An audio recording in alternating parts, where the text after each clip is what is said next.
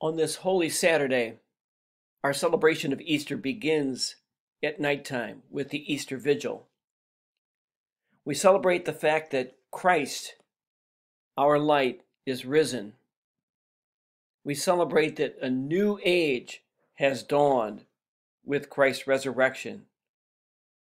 Christ has overcome the power of death. Christ's absolute and complete trust in God has been vindicated. This is a time when we celebrate our own rebirth, our own resurrection that took place in our baptism.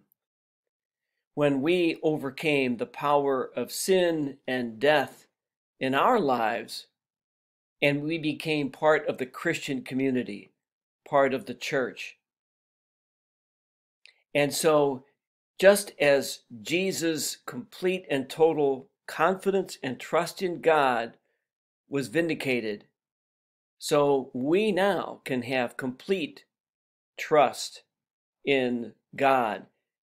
We can believe with all our minds and hearts that God is in charge. And because of that, we have absolutely nothing to fear.